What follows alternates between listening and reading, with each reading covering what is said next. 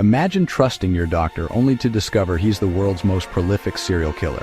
In Hyde, Greater Manchester, Dr. Harold Shipman murdered at least 215 patients, possibly as many as 260. He used his medical knowledge and a syringe of diamorphine, targeting elderly, vulnerable patients who trusted him completely. Shipman's crimes spanned over 2 decades, hidden behind the mask of a caring family doctor. He signed death certificates, altered records, and comforted grieving families, all while covering up his murders.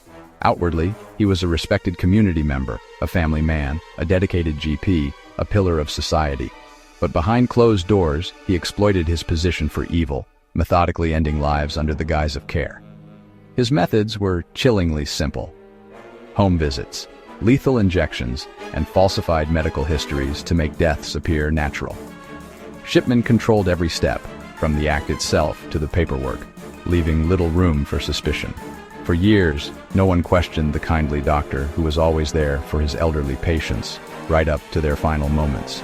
The true horror? Evil can wear a friendly, familiar face. Shipman's story forces us to confront the uncomfortable truth. Sometimes the greatest danger comes from those we trust most. He didn't need a weapon you could see, just trust, access, and a deadly dose. The scale of his crimes is almost unimaginable, making him one of history's most notorious killers. And yet, for years, he was hiding in plain sight. How did he get away with it for so long? The answer lies in the trust he so expertly manipulated. To Hyde, Shipman was more than a doctor. He was Fred, the friendly GP who made house calls and remembered birthdays. His old-fashioned approach built deep trust, especially among the elderly. Patients and colleagues saw him as dedicated, if a bit aloof, and never suspected a thing. Even when a local undertaker noticed a high death rate among his patients, concerns were dismissed. His reputation was simply too strong. Early in his career, Shipman was caught forging prescriptions for his own drug addiction, but he kept his license and rebuilt his image.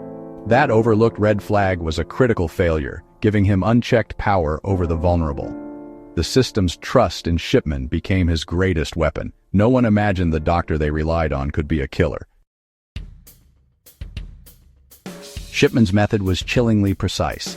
Lethal doses of diamorphine, falsified records, and discouraged autopsies. He targeted elderly women living alone, visiting their homes to ensure privacy. After each murder, he altered medical histories to justify sudden deaths, then comforted grieving families. By steering families away from autopsies and toward cremation, he destroyed evidence. His trusted reputation, control over records, and manipulation of grief allowed him to kill again and again, hidden in plain sight. For years, no one saw the shadow lurking in the sick room. Shipman's downfall began with greed. In 1998, he forged a will to inherit Kathleen Grundy's estate, arousing her daughter's suspicions. Police exhumed Grundy's body and found a lethal dose of diamorphine. This discovery unraveled Shipman's web of deceit. Investigators uncovered a shocking pattern: high death rates, cremated bodies, and falsified records. The community was stunned. How could their trusted doctor be a murderer? In 2000, Shipman was convicted of 15 murders and forging the will, receiving life sentences. He never confessed or explained his motives, taking his secrets to the grave after his suicide in 2004. Hundreds of families were left with unanswered questions and a profound sense of betrayal. The monster had finally been unmasked.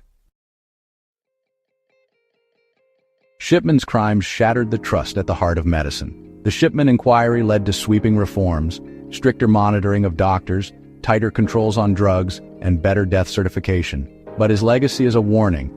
Systems can be exploited by those determined to do harm. The case reminds us to question authority, listen to concerns, and never ignore red flags. Most doctors are dedicated and ethical, but trust must be earned, not blind. Patients have the right to ask questions and seek second opinions. The memory of Shipman's victims demands vigilance, transparency, and respect in healthcare. For more true crime stories, subscribe and join us as we explore the darkest corners of human nature.